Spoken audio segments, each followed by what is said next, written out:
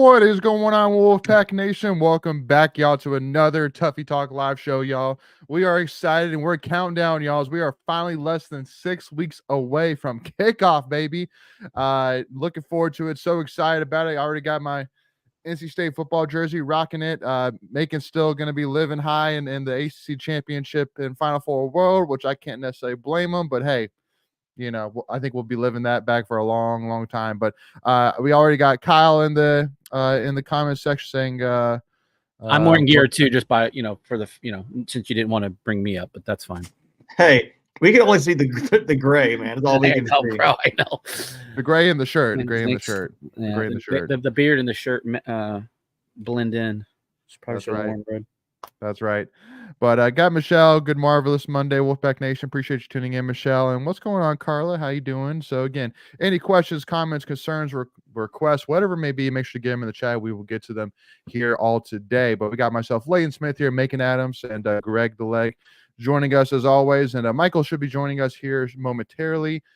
Kins is at the beach with her family, and so it's kind of to be determined on if she'll be able to join or not. But either way, I got a fun one here. We definitely want to jump into it here, as I am got it itching to talk some football here, and especially because actually today, I don't know about you, Greg and Macon, but I actually got my parking passes today. So and actually kind of hit me looking at it. But is this arguably the easiest home schedule than that State's had in a long time? I mean, I know we've probably talked about this before, but I think it's been a while. But it just kind of hit me looking at it, being like, man, like it's really not that tough of a home schedule. Which I mean, it's exciting on one hand because I mean we've only had one undefeated home season, and that was back in what was it, 2022, 2021. So 21. I mean, so why not do it again? But yeah, I mean, just kind of recap. So the home schedule, you can start off with Western Carolina, Louisiana Tech, Northern Illinois, Wake Forest, Syracuse, Stanford, and Duke. So, I mean, the toughest game there, maybe Syracuse, maybe. I would probably say Syracuse, just with Kyle McCord and all that. Probably.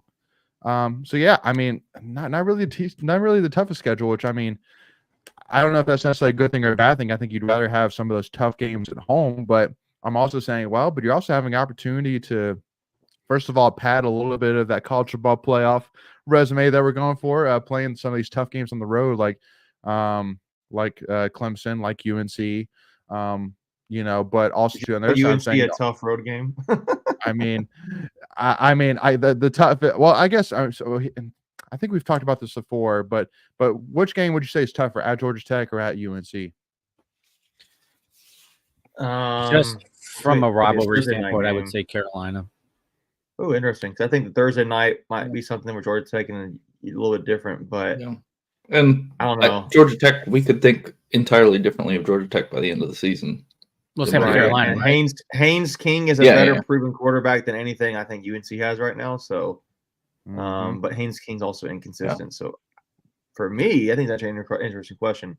I would go with Georgia Tech because I am not scared of Carolina right now. No, I'm not. But it is a rivalry game, to your point, Greg, and anything can happen. So true. Yeah. And Georgia Tech's such a small stadium, so it's not like the most intimidating environment. I want to say it's like 35,000. It might even be less than that. I'm gonna actually look it up right now. It's one of the smaller. So it's the size of Wake Forest, essentially. More or less, yeah. Let me see. I love Carson's stat right here. Fun fact: NC State has not lost a November game in Chapel Hill since 2006. Wow, I am so off. I thought that stadium was much smaller. It's almost the same size as Carter Finley at 55,000. I thought it was a smaller school. Yeah, so it's something for me where I think about Georgia Tech. It's a different kind of environment. It'll be a Thursday night game. Mm-hmm. They'll get up for it. They might be a 500 team. They might be a 75% win team. They might be 6-2, or whatever it is when we play them at that point in time. So, heck, I don't even know what their schedule is, and I can look it up. But 51,000. I can see either way. For me, I think Georgia Tech game on Thursday night will be exciting. I think that's the same kind of environment they had when they beat Florida State at home a few years ago. So that's still on mine. Yep. And it's not been a place that we've played very well as of late either. We've definitely struggled in Atlanta the way the mismatch of the, you playing these teams every 6 to 7 years, we probably have not won in Georgia Tech since probably the early 2000s, if I had to just guess off the top of my head. 2010, when we still had Russell Wilson and Noah Spencer, we went down there and won. So still 14 years I'm ago. looking here at their schedule now. They have a tough schedule. They've got, I'm just kind of looking quickly. They got to go over to Ireland and play Florida State. August What a 24th. cool environment too. That would be so cool to go do like a game like that. Yep. So Georgia State at home, which Georgia State is kind of a respectable minor league team kind of thing. Not only, but like you know what I'm saying, G5. At Syracuse, they get VMI. At Louisville, Duke at home. At UNC, Notre Dame at home. At Virginia Tech, Miami at home.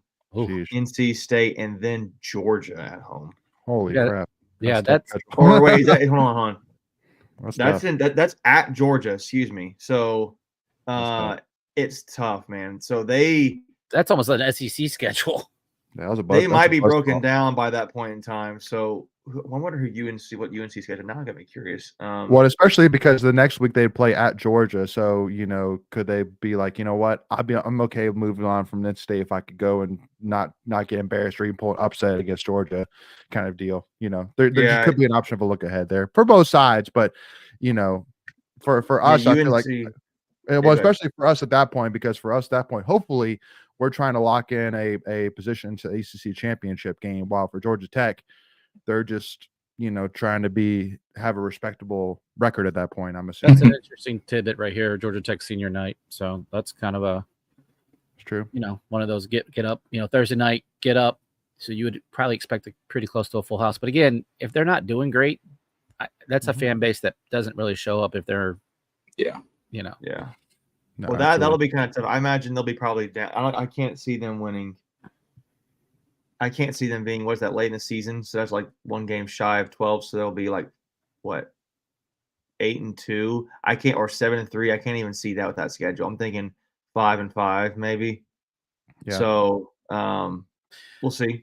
Maybe but they were. Maybe. And we talked about it before. They were one of those schools that were so Jekyll and Hyde. They won games that they shouldn't have won last year and lost games that they should have won. So if they're able to take that next step, they could be, because I think they were only a game and a half, 2 games out from making an ACC championship game last year. As crazy as that sounds. Yeah. Well, but they also won the most. You should not have won that game in the history of college football with Miami. Like they should not have won that game. Plain and simple. Yeah. There's no doubt. Like that was 99.9999999% Miami win probability. And Miami. I think we took your question late and just beat it over dead horse. We took the long way around that, but I like it. It's a good conversation. Yeah. No. Well, and especially too, it kind of leads to my next point, which is that College Football Home, the Twitter page, basically came out with their season predictions, and they came out with states today, and they had State going 10-2, but losing to Clemson and Georgia Tech, which I'm sitting here saying that would be the rebirth of NC State shit right there, like plain and simple, because especially if I only lost to Clemson, you're heading into that game saying to yourself, if I could win these 2 games, you're feeling pretty good only having one ACC loss. So you're in a good situation to make an ACC championship appearance. But you lose to Georgia Tech, who, just like you guys said, to that point, maybe he's going to be 5-5, 6-4 at the best. So, I mean, it's not going to be a packed crowd. Yeah. We're probably going to be at that point. If you only have one loss to Clemson, you're probably a top 15, top 20 team at the worst, in the country. So, I mean, there's going to be a lot of State fans there for sure. And so the only reason that you can explain is that you're looking ahead to UNC and NC State shit. That's the only 2 reasons you would lose that game. You know what I mean? So, I don't know. It's crazy. Yeah, there's a possibility, too, I won't be at that game. That might break the streak, that game. So, we'll have to see. Whoa. Really? Wow. I'm supposed to Greg, I might be at the game. So, we'll see how that goes. I'm thinking about it. So, I'm supposed to be in Korea. So we'll see. Okay. But I'm trying to get that trip canceled. North or south? Definitely North North or Korea. South. Yeah, that's awesome, Layton. I'm going in with Team 12. I'm going in with Team Teal SEAL Team 20. I'll get my words right. He's gonna go see his good buddy Kim. So Yeah, right. North or Anyway. South? That's the funniest question today. So anyway though, but yeah, no, North Wolf bringing us to the, I'll never forget that loss Georgia Tech at home in 2002 when we were 9-0. Yeah. Side note, does anybody remember the game where like, it was like one of Dave Dorn's first years? We played Georgia Tech in Raleigh and we got destroyed by them. But that was the play. That was the year. It was the first year Jalen Samuels chased that dude down and forced a turnover back. Does anybody remember that play? Mm-hmm. I remember thinking like, holy cow, that was crazy. So that's the one thing I remember that play. So I know Layton remembers he was on the staff or on the sidelines. Yep, I was on that sideline, and one of the best effort plays I've ever seen with my own eyes. Like that was just plain effort. That's all it was. So yeah, just a sick situation, and one of the most ugliest situations too, because after that, because I mean, State was, I think we were within the 10-yard line. And then when Jason gets the ball back, he recovered it like at the 20, 25-yard line. And then Jacoby, like 2 or 3 plays later, threw a pick 6. So like that was just the ultimate dagger of a play series right there. So, but anyway, though, so again, y'all, I mean, just looking forward to it. So first game, August 29th, Thursday night, 7 p.m., Western Carolina. And really, y'all are sitting here again. We'll do some really breakdown previews of the positions and previews of the season here within the next week or two. We'll start that. But really kind of looking at this team and thinking about this team, like I really am thinking about this team more as on paper, really than like thinking through like, oh, this is how it's going to look and things like that. Just because there's going to be so many new pieces, with Grayson McCall, you got a brand new running back, you got a lot of new receivers, a new tight end.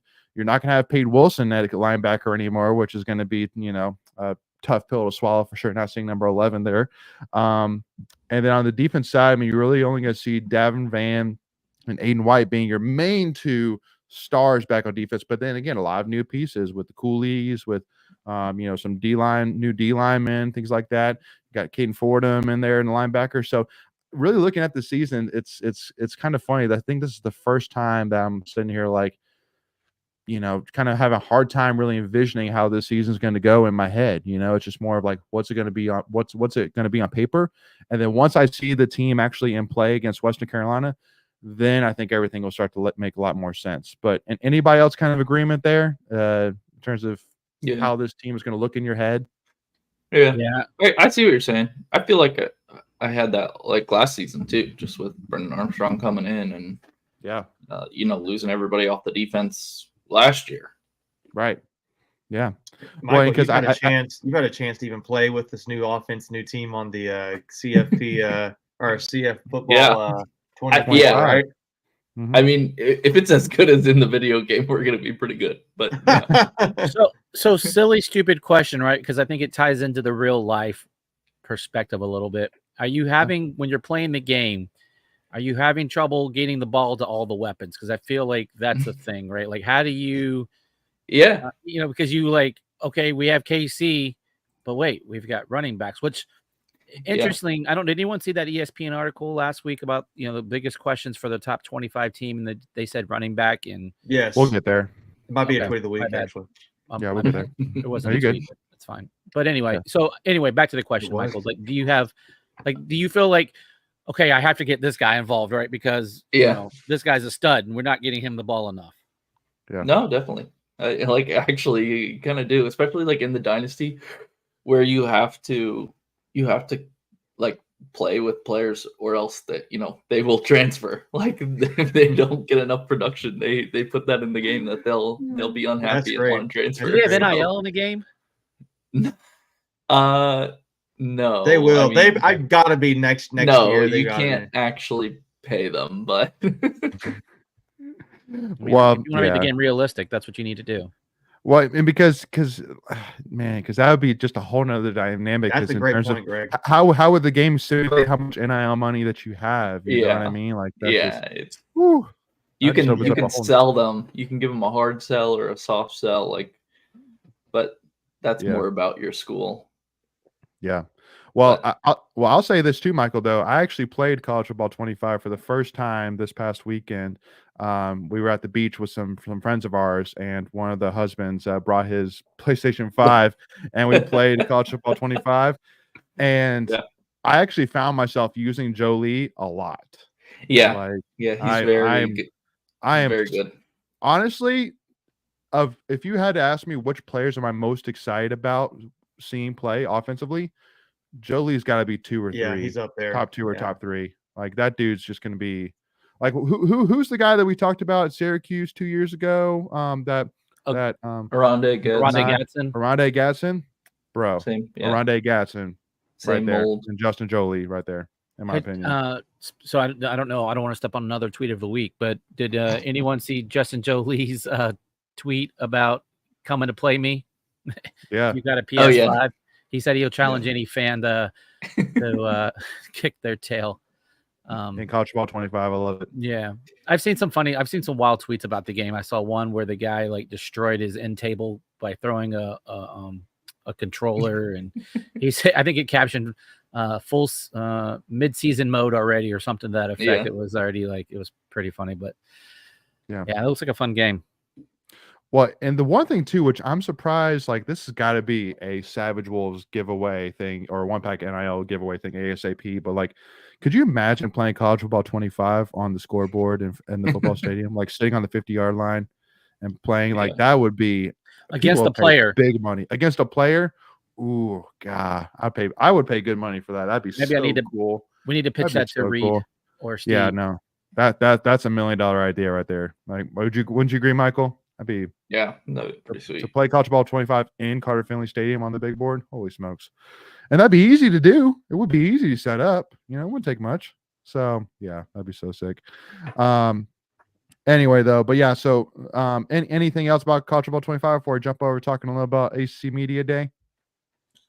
Oh boy. Yeah, I know. ACC's toughest non-conference schedule.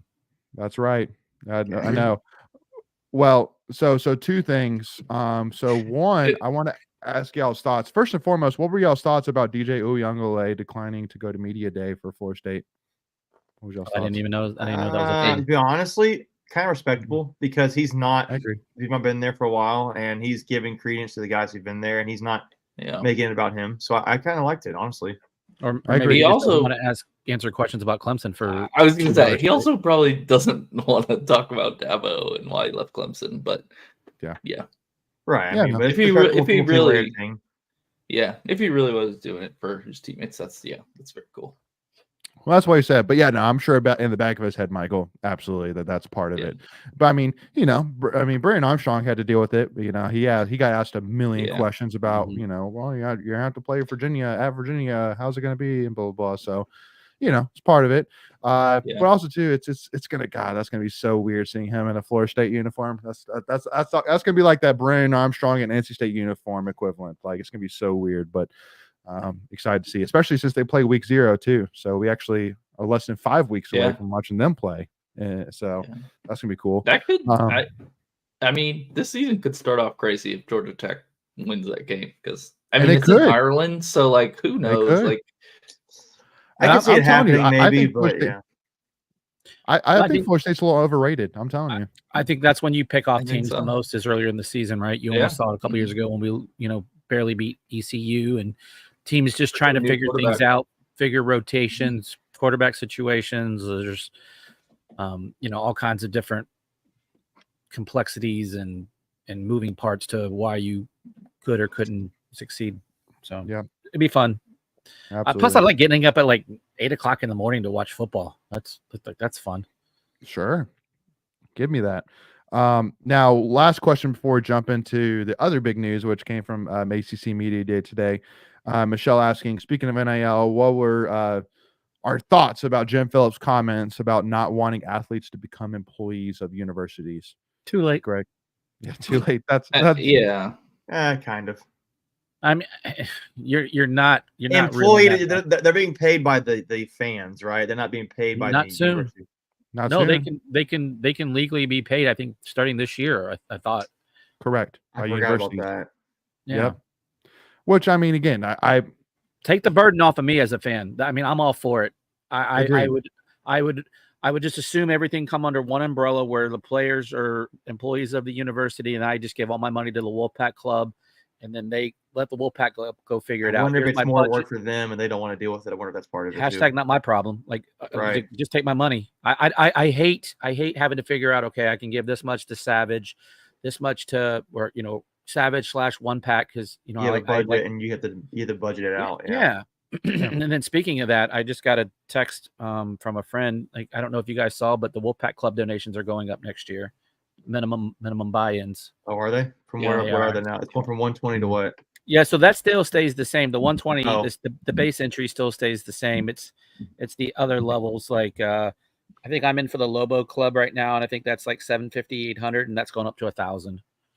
So everything's jumping by a couple $100.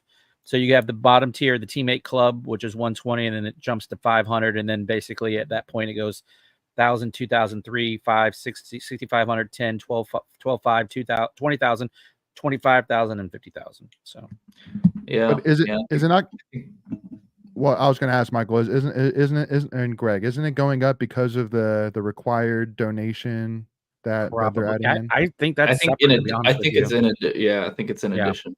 Yeah, Looks that, like and you talking to the football stuff, right? Like where they have to give more for that too. the Right. seat. To Yeah. get the grant of right or the lifetime seats, whatever. Yeah. Yep. And then the parking is, I think, going up Yep, double, it is. Yeah, close to double. Not if you park in the West Chase lot like I do. Yeah, we get the worst one. Hashtag West Well, Chase. I think It's not a bad spot. Side note, it's not a bad spot. But anyway, It's still like, I know this probably isn't where we necessarily had the conversation going, but it's still cheaper than a lot of other major colleges, especially for where you can park. I mean, when we go to away games, it's not uncommon for us to pay close to $100 just to park for one game, and I get it, like that, but it's pretty expensive in a lot of places. You can and then you can sell your parking pass for one state game, and that covers your parking for the whole season. Yeah, So state is not maximizing profit here, and they're taking fans into consideration in this, right? So every fan should realize that. And if it were me and I was running a business, I mean, if you're looking at it as a business, they should, right? And it is a business. Let's be real. Right, but you know what I'm saying though. If I'm being business, I'm not being selfless, right? And I'm here just to make money, and they're being considerate of the fans, and they've been holding on for a long time. So us as fans, I really don't think there's a whole lot to complain here. I haven't really seen anybody complaining, to be fair. Well, they are now. I mean, just because it's such a big jump. You gotta pay more. Yeah, people. But I think because we haven't, and so percentage-wise, like it's jumping considerably percentage-wise from the previous price to the next price. But it's still in line with a lot of major colleges. I've looked at I've looked at other schools just for grins, and like if you want to get in an SEC school, you're making like more than $1,000 donation just to even buy tickets, you know. But then there's other schools that don't even make you give a donation because they know that they're not that great, and so they just want to sell tickets. So I think we're still at a pretty good sweet spot for prices, but we as fans are going to complain because, like you said, Michael, it's more money out of our pocket that we hadn't anticipated having to spend. Right, that's true. My $50,000 donation now, I got to give $55,000. Can you believe that? And the funny thing is, well, here's a little secret that I do. I go in whatever. So I think, like I said, I'm in the Lobo Club. Every year I give an extra $25 because then you get the extra points for the raising of your. That's a good point. I don't think a lot of people realize that. I do that too. Even if you raise it just a tiny bit, you get extra points. Yep. So they all matter. Man, look at that, y'all! For the people tuning in with us on the live show, there you got some free consultation there on how to get some extra points at the Wolfpack Club. Right. So I shouldn't be sharing this because I'm competing with people for but hey, we're all in this together. So if you're gonna put more money, we all win at the end of the day. Yeah, well, absolutely. Well, if everybody puts in an extra $20, that's a lot of money right there, Greg. So we'll take that on the chin. Absolutely. But Kyle wants to make it very clear that he believes that the NC State football score will be NC State 90, Western Carolina 1. Now, how Western Carolina gets in that game? Yeah.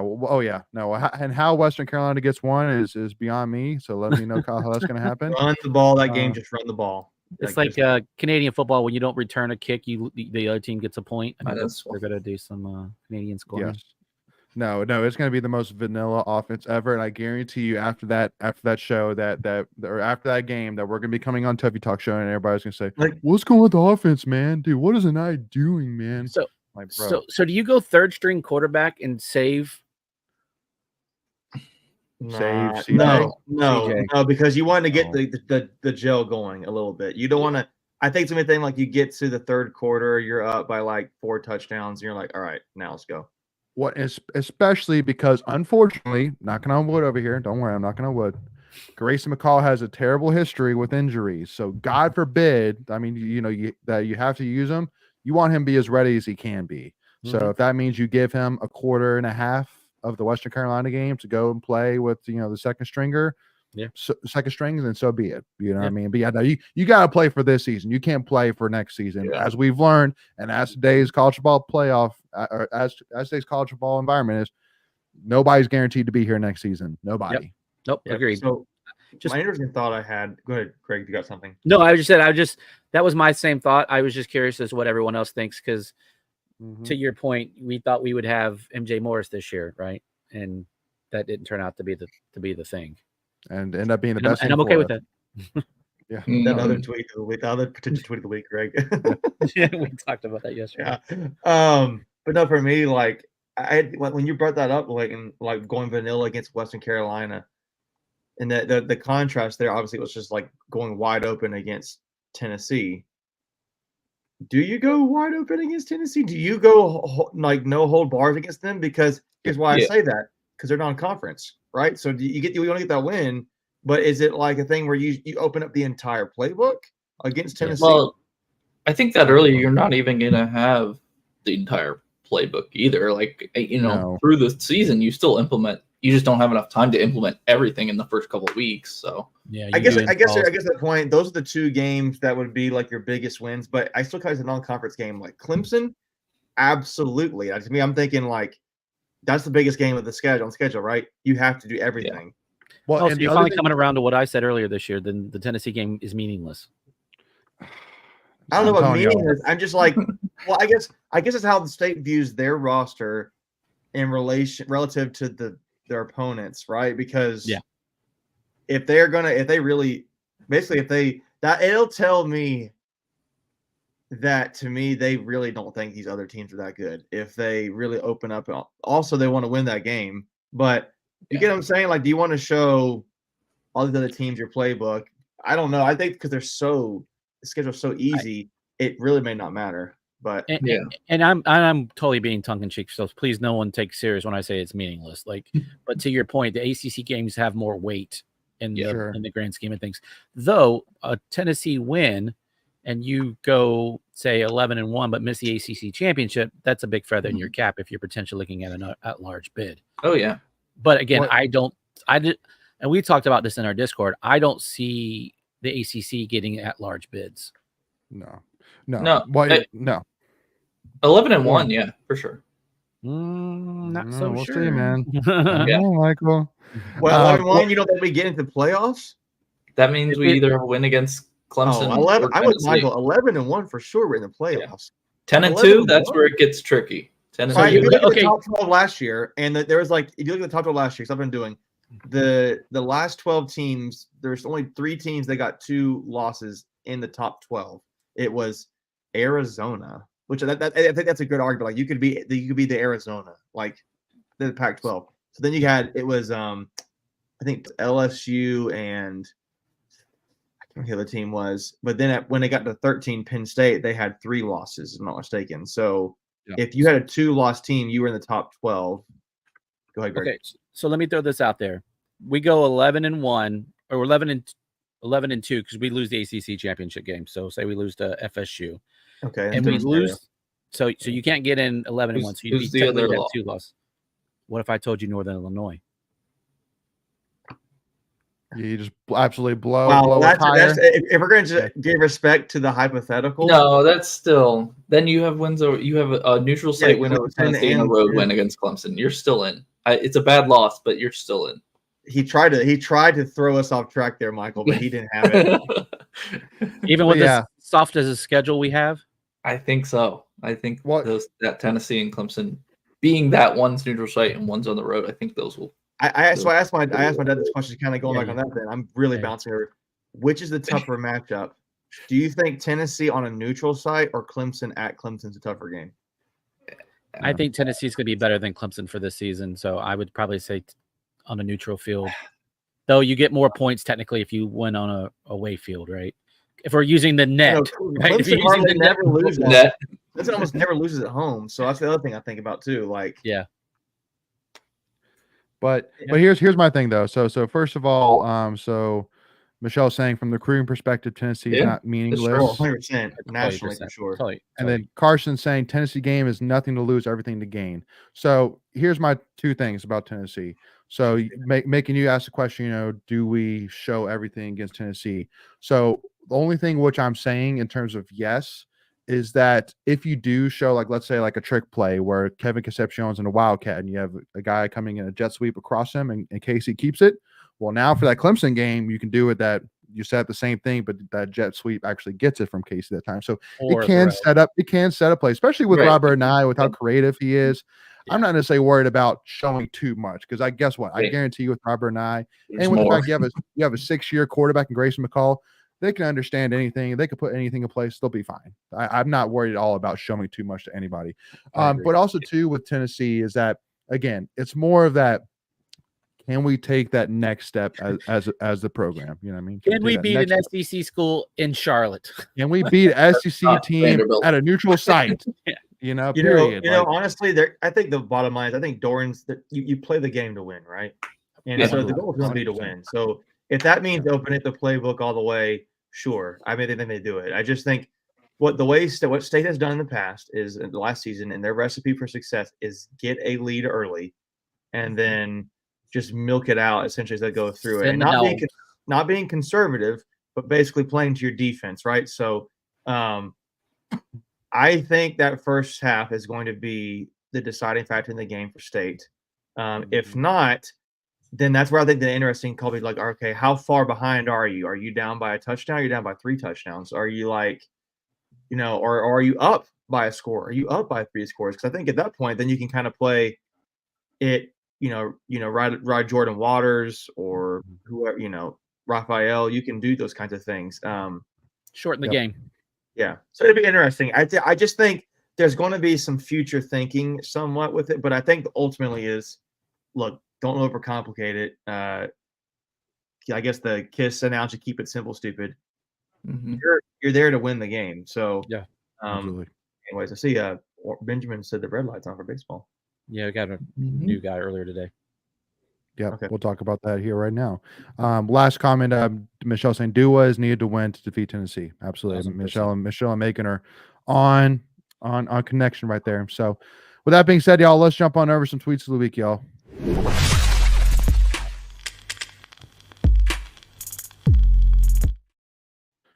All righty, y'all. So the other piece of news coming from, not necessarily from ACC Media Day, but sorry. But I think it aligned perfectly with the start of ACC days that Pete Thamel came out and multiple sources saying, have been told by multiple sources that there's no expectation for Florida State or Clemson to notify the ACC that they intend to leave by the August 15th deadline to depart after the upcoming year. So basically meaning that they are locked in for this season and at least next season. Really, for me, this just goes back to why people, say, why don't you talk more about conference realignment? It's like, because it's all, just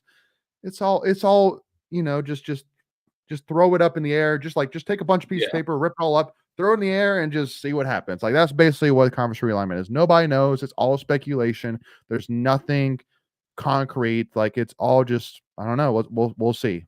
That's basically where it is. So now, with this, I don't think it necessarily changes much in terms of, I think that Florida State and Clemson in the near future are still going to work their way out. It's not a matter of if, it's a matter of when. But I mean, Michael, anything else you kind of take away from this really more than what I've said already? No, I mean, it was always going to take multiple years for them to get out. And it's just people are like to be clickbait, like saying, "Oh, they're gonna leave today." It's like, no, it's there's too many years left on the contract to buy their way out. So they're fighting it in court to try and nullify the contract through the court, and that's gonna take years because that's just how the legal system works, especially with contracts like these. So it's not. I'm not surprised. It's just like, okay, we can move on now. That's nothing's gonna happen. Yeah. Or Honestly, I think at it's least kind of for them a year. accepting the fact that they got to stop whining, particularly Florida State. Like it's not happening right now, and just let it Yeah. be. So Yeah. That's a good way to put it. Greg, anything to add to that? No, unless some kind of Oklahoma, Texas thing comes out of this where, they're able to get things negotiated and then drop lawsuits, it's not going to happen anytime soon. And Texas and Oklahoma were only able to get out 1 year early. We're talking about what, 12 years? Yeah, 36. Yep. Yeah. So A little different. Yeah. A little different. Yeah. So anyway, though, and then back to our tweet, which Greg, you had mentioned earlier, being that the ESPN article came out with basically what was the one question mark for each of the preseason top 25 teams, and the question mark for us was running back. I just disagree. And in this comment they had said, or in this article they said, perhaps we're underestimating the impact transfers Jordan Waters and Hollywood Smothers will have this season. But at NC State, the ground game has always been a big concern for a few years. In 2023, the Wolfpack's leading rusher was the quarterback. Their second leading rusher was a wide receiver. So, yeah, there's a lot of work for Waters and Smothers to turn things around. Waters at least has a resume to suggest it's possible. At Duke last season, he ran for 819 yards and 12 touchdowns. The last time NC State had a runner hit those marks in the same season, Reggie Gillespie in 2018. Which is interesting because since then, I mean, you've had a NFL talent in Zonovan Knight, but he wasn't able to hit those hit those numbers. But I think a lot of it comes down to, I feel much more confidence in Anai's ability to basically get the ball out of Grayson McCall's hands in a 50-50 manner. I don't think that we're going to be a heavy run. I don't think we're going to be a heavy pass. I think we're going to be very even, especially because we have so many guys that can run the ball. We have so many guys that can catch the ball. So I think that, there's not really a push to go heavy one way or the other unless that opposing team has a weakness on one side or the other. That's kind of my point. But Greg, go ahead. Yeah, I know he's talking specifically running back, but I don't care how you get the rushing yards. I mean, you see KC being utilized to kind of they're referencing that. Yep. You have Jordan, you have Hollywood, you've got Duke Scott, who's been pretty impressive so far in the offseason, putting on weight, and he's had some great prep numbers. You have Jonathan Paylor. We don't know how he's going to fit into this. Is he going to be kind of a slash kind of guy? And then of course you have Raphael, who's coming back. I don't see running back as a weakness. If anywhere else, I would have maybe gone somewhere on the defensive side of the ball, like linebacker. That's what I was going to say. Yeah, but I just don't think running. I mean, you have a proven back in Jordan Waters, who was a stud at Duke. I mean, what was he? Second team All ACC, I think. Third team? Second or third. Yeah. So you've got a proven commodity. He knows ACC defenses. And then to your point about Anai, he's going to be creative in his designs for these guys. I totally disagree. And David Hale's usually pretty on point, but he's missing the mark on this one. Well, and let me add one thing, Michael, and I'll let you come in. But he averaged 5.4 yards a carry last year, and he went against. I mean, he went against FSU, Clemson, Louisville, Notre Dame, Clemson. So I mean, it's not like he went against a bunch of scrub defenses. He went against some good defenses, and still on the season averaged 5.4 yards a carry. Third team All ACC. Third team, thank you. So Michael, thoughts there? Yeah, I don't really get it either. You're returning 4 offensive linemen and replacing the one who's not returning with a center who started like 2 full seasons at Notre Dame. Yeah. And you're bringing in, like Greg said, an All ACC running back. I get they haven't played together, but that's just, I don't know. Yeah. It's the transfer portal era. You could say that about every team, but Yeah, I don't know. Now, Macon, I'll bring you in. That North Wolf asked a question. What about the O line? Can't run with anyone if you can't block. Now, I think that this year's O line, I think, and Carson says it, that I think it should be a significantly improved offensive line this year. As long as we can stay healthy. I mean, just all the experience that you're going to have in the starting five, and then you still have some quality depth pieces behind it too, as well. So I'm feeling pretty good about. I don't think O-line. I don't think if we're struggling running the ball, I'm not necessarily going to jump at that. Oh, it's because of the O-line, in my opinion. Yeah, And, to me the concern to me is linebacker. Honestly, Peyton Wilson did so much for the linebacking core, and you do lose Jalen Scott, right? So where does Devon Betty fit in? Is he a leader? Is Caden Fordham really able to step up? We moved Sean Brown in, but that's all hype right now. So I think linebacker is the biggest question mark. If it's not that, honestly, beyond that, I'm kind of defensive line a little bit. Like I a little bit there because Devin Van is there. I that's why I go linebacker over them because Devin Van is there. A lot of people are hyping up Trevally Price right now. From what I think Isaiah Shirley's going to have a breakout year. You see him in the weight room? Holy moly! Yeah, I mean that could be interesting too. You've still got Red Hibbler. Yeah, Hibbler. Yeah, so I'm not as worried about that. Who's the guy that we brought in from Cincinnati? Doesn't he have one more year too? Noah Potter. Noah Potter. Yeah. He's originally from Ohio State too. Yeah. So I think with those guys, I think they'll be good, fine. Maybe if one of those guys, maybe it is Price, maybe he could step out, or maybe it is Shirley. Maybe those guys can break out and be good, but linebacker is the problem to me, man. Or maybe safety, but I almost wonder if linebacker is it because how heavily our defense relies on linebackers. So that's what they're asked to do. Yeah, 3-3-5 that puts emphasis on your linebackers. So, I mean, that's what I think about. I don't know. That's just me. We're gonna see what we have. We're gonna see what we have against Tennessee. They're not gonna see it the first week, and that's what makes me a little nervous. Like you'll see schemes and that kind of thing, and fits and eyes and those kinds of things. But like playing against other dogs, it's going to be interesting. Yeah. Go ahead, Michael. I also think that we'll see what we have versus Tennessee when it comes to comparing to a top SEC team. I think we can still be really good, even if we have a poor performance against Tennessee. I think we can still be really good in the ACC. Yeah. Mm-hmm. Two things, and then we can move on if you want. One, I think the offensive line is going to be really good this year. Second year under Coach 2J, and that's a unit that you saw get better throughout the year once they kind of figured out all their pieces last year. So I think you'll see that unit take another step forward. And then number two, I don't think something, because of the linebacker situation, I think this is going to be sneaky important for this unit is now the two-way communicate or the one-way communications with the radios in these guys' helmets because you're asked so much to do. I think that's going to be a big thing for our defense to kind of get guys lined up properly. So I'm really excited to see how that's going to play out in this defense. Can I ask a question here? Who do you think on that first tweet there, Jackson Williford, a sample of State's offensive talent? Who do you think is the most underrated player? Right there, because to me, it's not KC, right?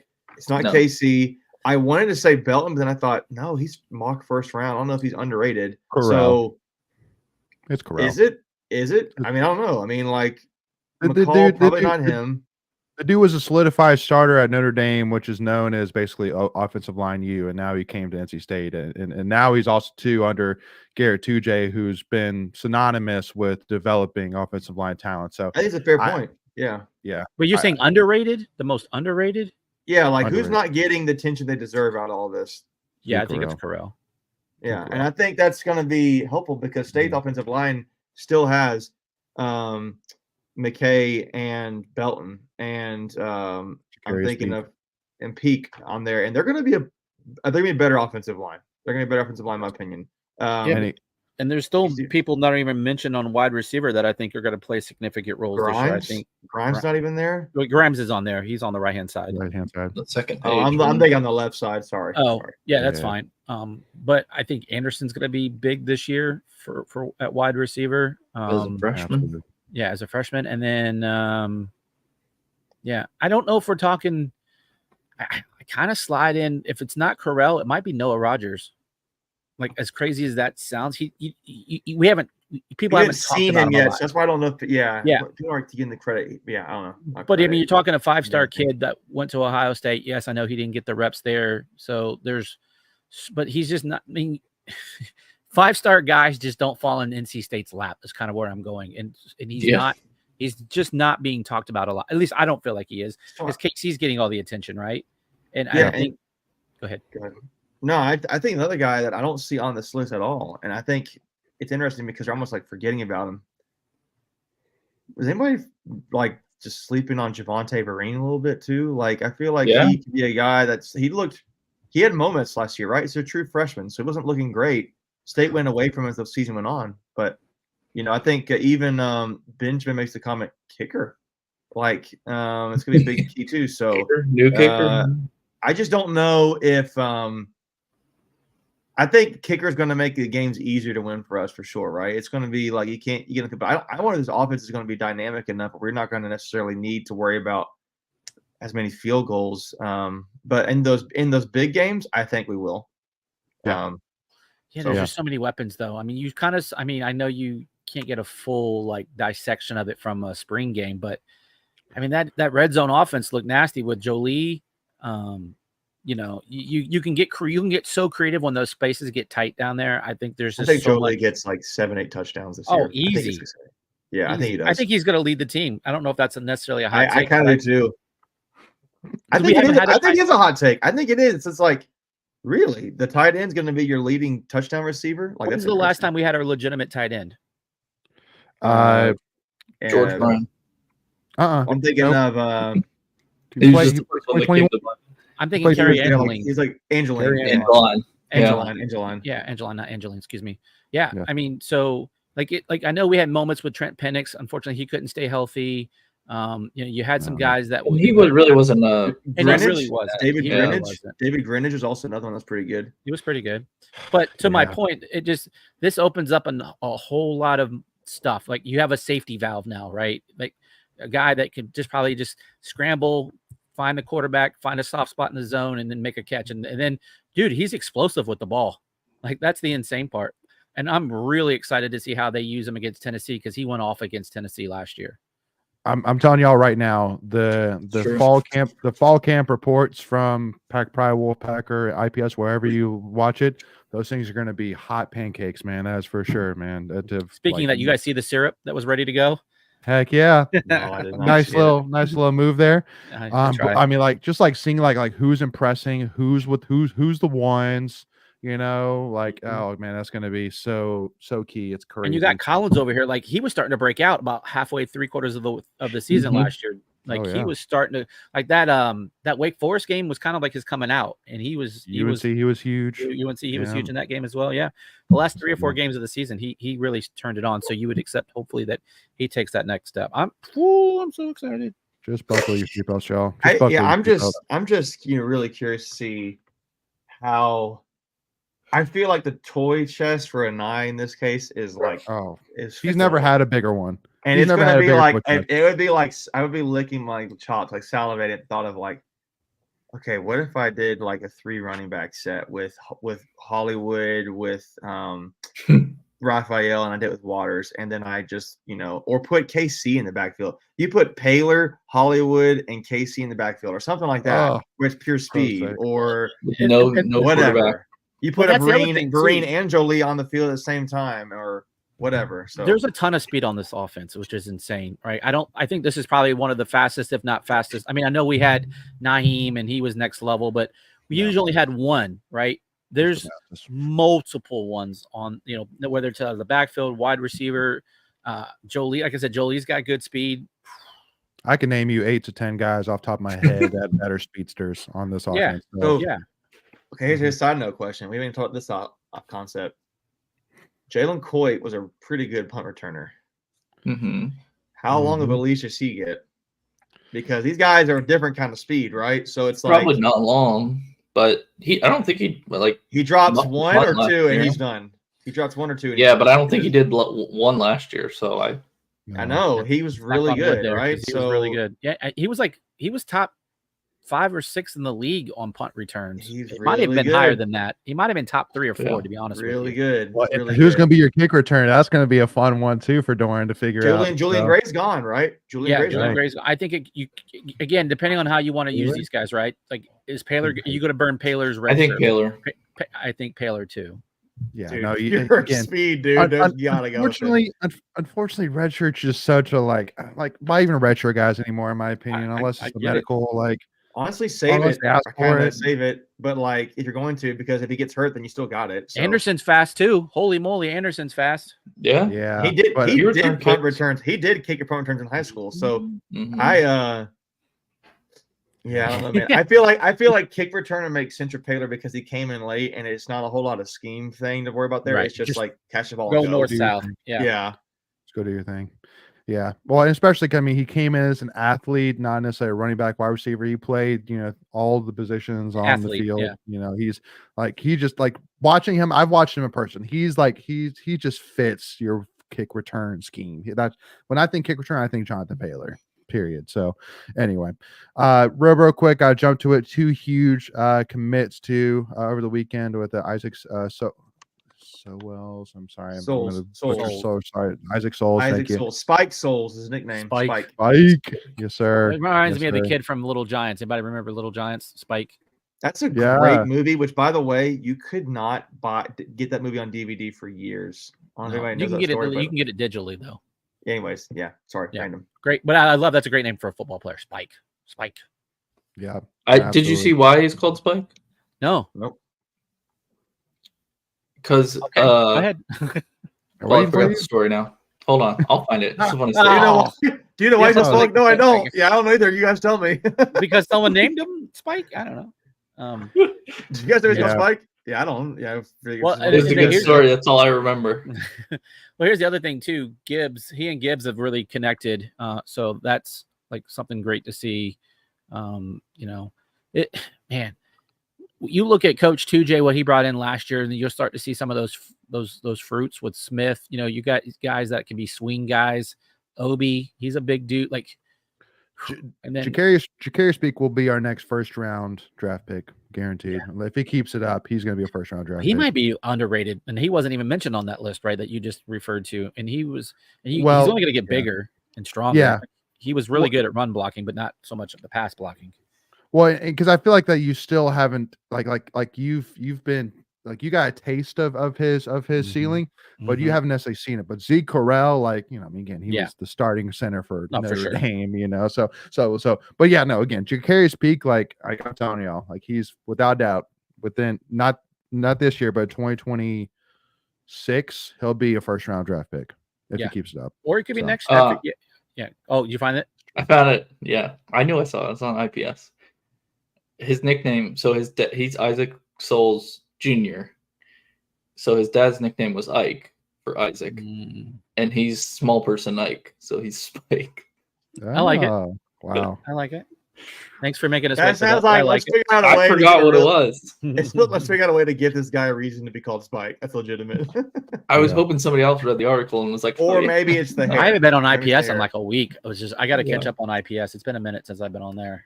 It's just been crazy busy. Yeah, small person Ike. I thought that was funny. But again, y'all, I mean, I'm really sitting here, everybody's going to say, yeah, Michelle, saying 2J is doing great on the recruiting trail. everybody's going to say, man, why don't we get more 4 stars? Why aren't we in there more? Why is all 3 stars? Yeah, exactly. Culture. And again, Ja'Carrius Speak, 3-star, and he's going to be, if he keeps up, he's going to be a first round draft pick. Listen, get your guys. Again, the recruiting, high school recruiting now is all about the guys you want. If you see potential in this guy, you can develop him into an elite player in a top 3-4 round NFL draft pick. You get him, and then if he doesn't hit, then you go to the transfer portal and get the guys that you need for that season. It's high school recruiting. Honestly, I could care less if we don't get a single 5-star, you maybe get 1 4-star. I don't know. I just don't really care for the most part about high school recruiting anymore. It just doesn't have the same buzz that it used to now with the transfer portal the way it is. Sure. You know what I mean?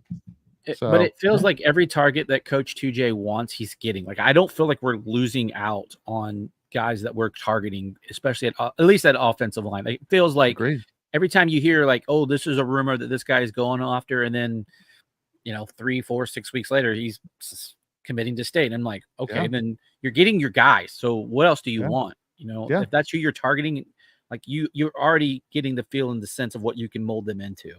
Agreed. So then I mean, for you as a fan, you got to, just like you said, you got to trust that if 2J and Dorn are going after these guys, if they're making videos of, if Dorn's making a video with him and Carter Finley in the background saying, hey, Spike, what's going on, man? Like, he's doing that because he wants that guy. And so for a reason. So you got to trust that, Dorn's seen something that he likes there. But making any thoughts about either of these guys or recruiting in general right now for NC State? Well, those two guys are both linemen, right? So they're going to win in the trenches, and that's really good. And I just saw that Micah Newton got offered by Miami today, right? So he picked State over UCF, in-state school, and Michigan State.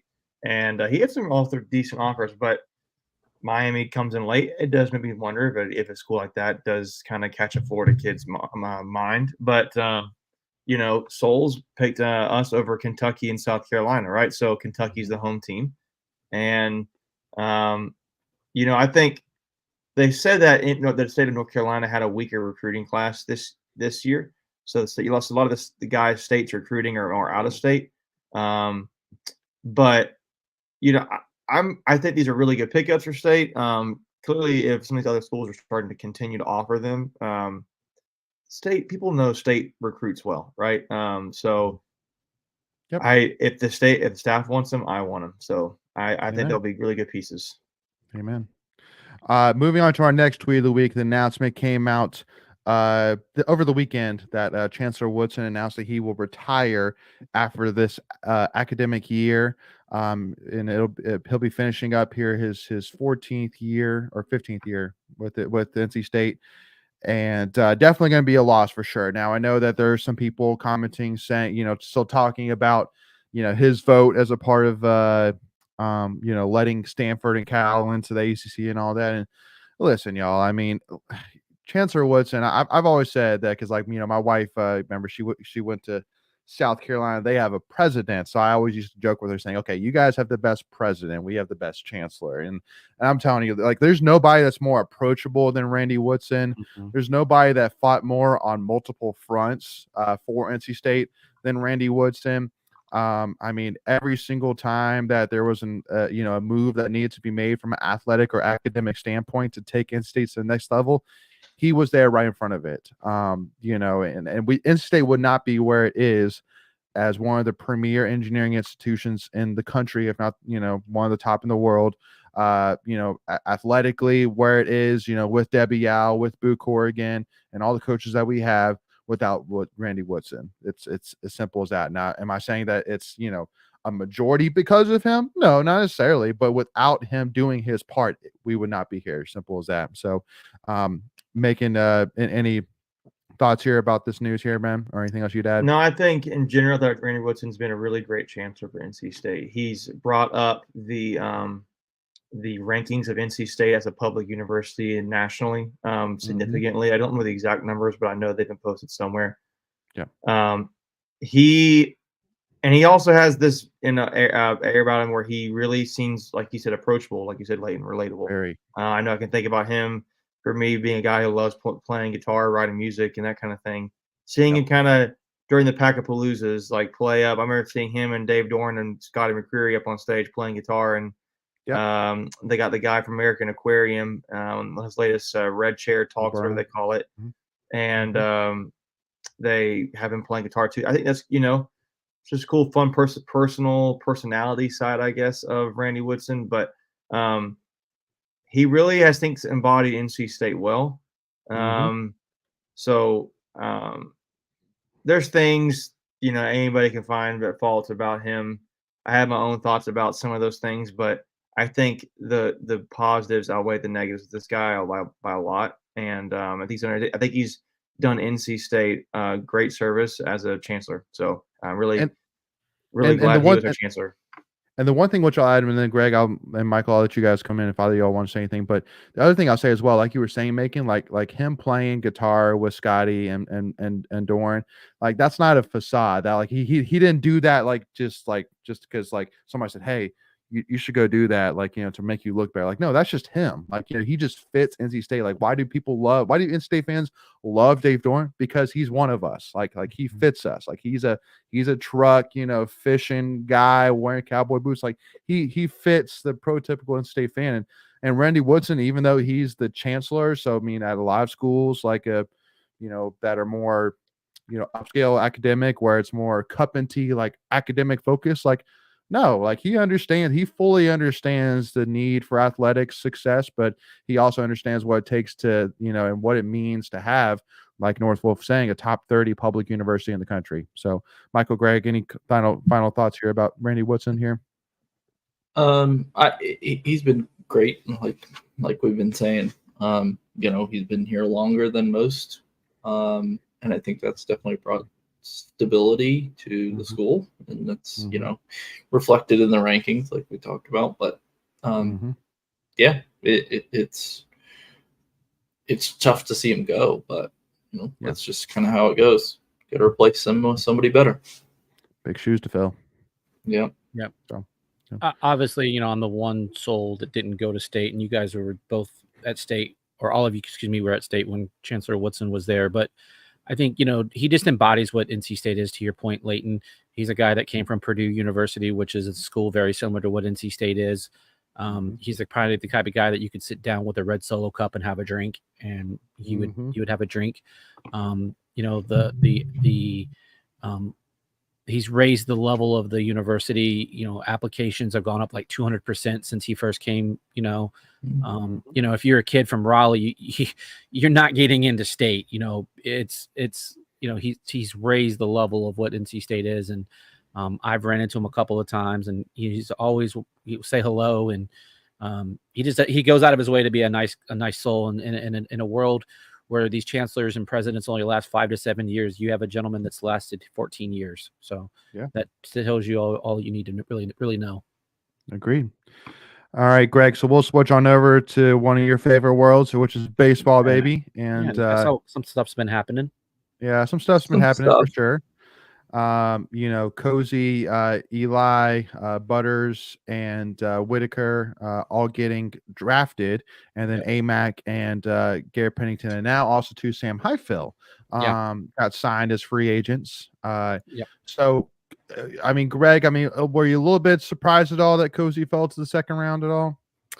No, just if you follow baseball rankings, and that's about where you figured he would fall into. He was earlier, before the season started, he was projected top 10, top 20, 25. He had a good year. He probably, in his own words, he probably would have told you he would have probably liked to have done more offensively. He had great offensive numbers, lots of walks, and but his power numbers and his average probably weren't where he would like to have gotten to. But his defense, there's no doubt that his defensive skills are bar none to anybody else in this draft. I think that's a great spot. 48. I think it was basically a value slot of around $2 million. So he's gonna have a nice payday and then just work his way up. I don't know where he's got to end up as far as rookie or A or wherever that may be. But I just don't know enough about the Guardians and their catcher situation. So that'll kind of dictate where he goes. But I think it's a great landing spot.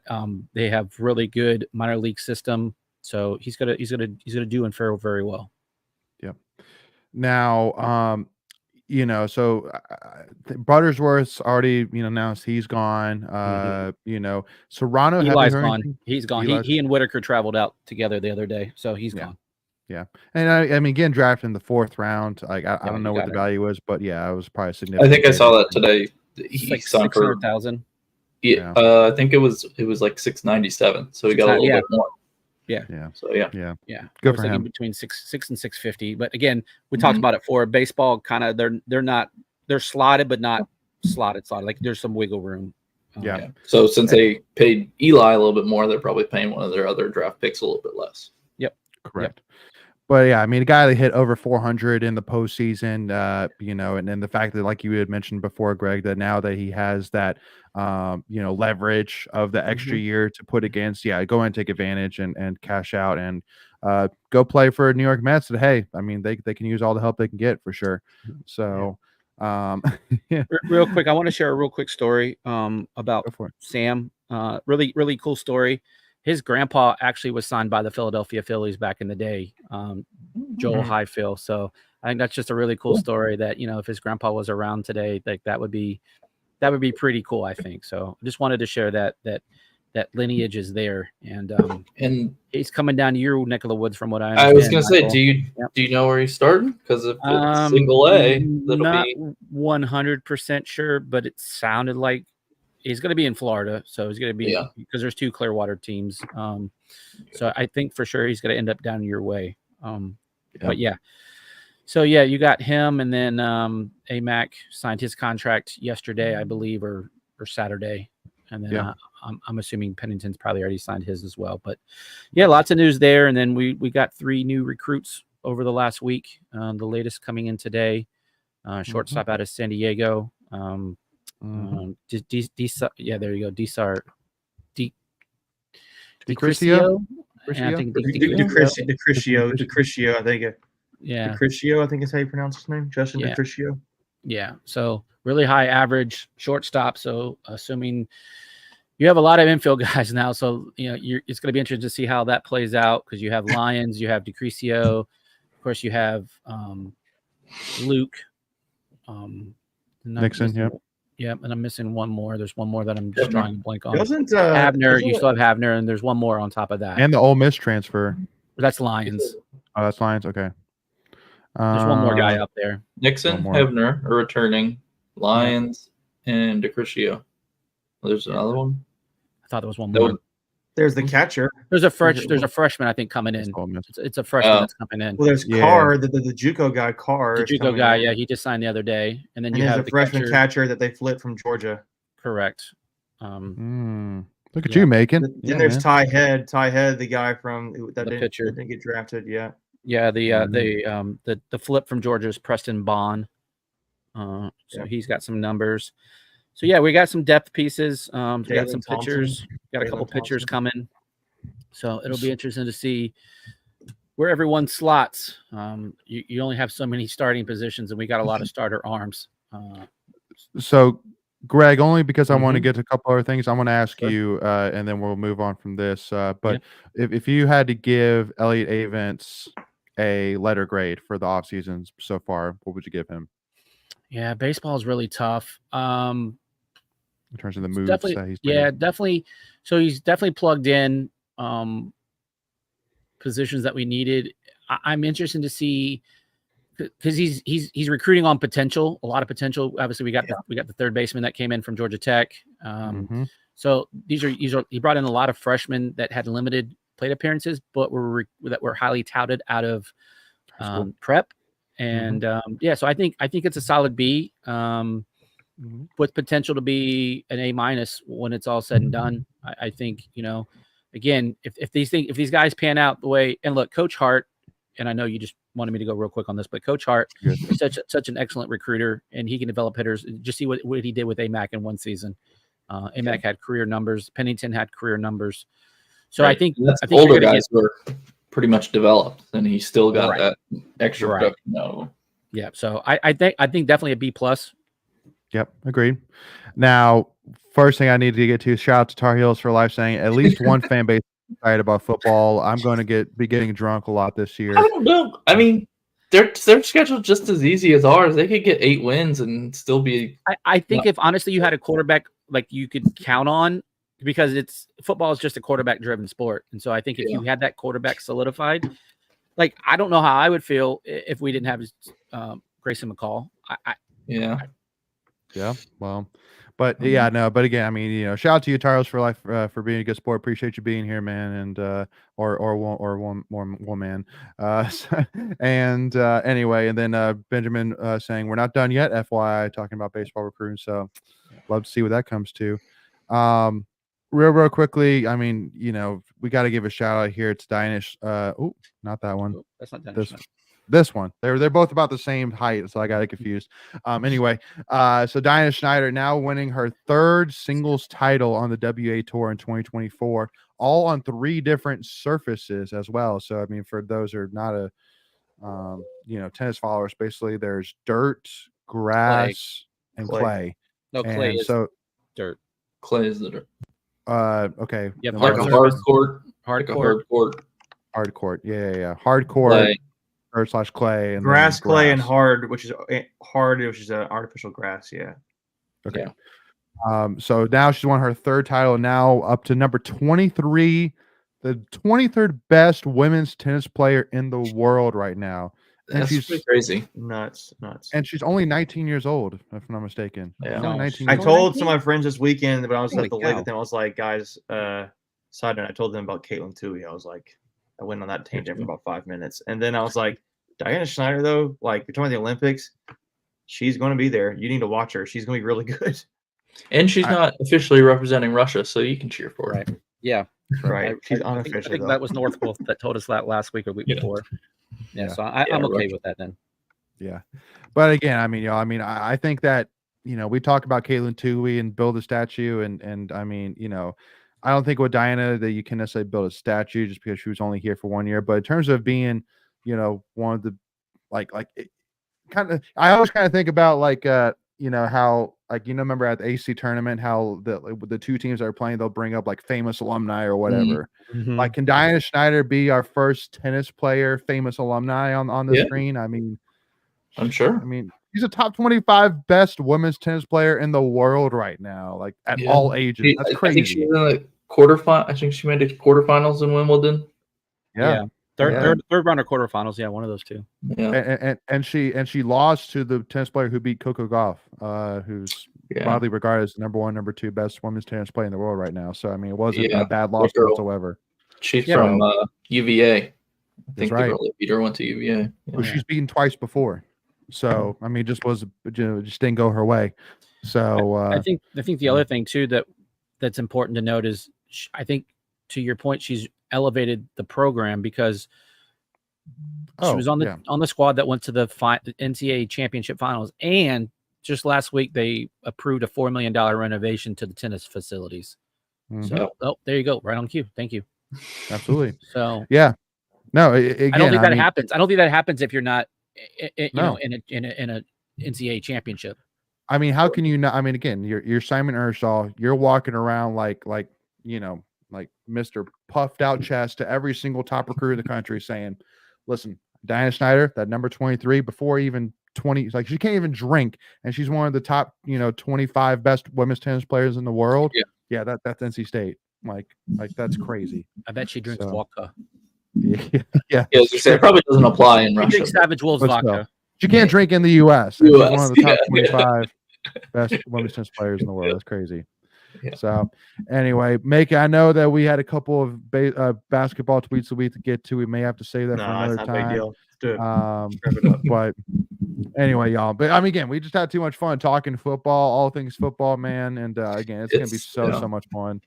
And again, y'all, anybody who's in the Discord, definitely let us know your like what kind of content do you want us to do, especially between now and then. What kind of questions, what kind of debates, what kind of previews do you want us to do between now and then? As we definitely want to put together a good amount of content between now and then for sure.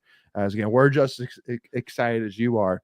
But also too, y'all, I've learned a new trick today as well. As if you haven't already, y'all, if you haven't already hit that subscribe button, that it should be lighting up for you right now. So make sure to go and click that, y'all. So again, if it's lit up right now, make sure to hit that subscribe button, y'all. And I'm telling you, Greg, I learned it today, man. When I don't see anything. Well, again, because you're probably already subscribed to it or whatever. But I'm gonna go unsubscribe. Well, dang it, no.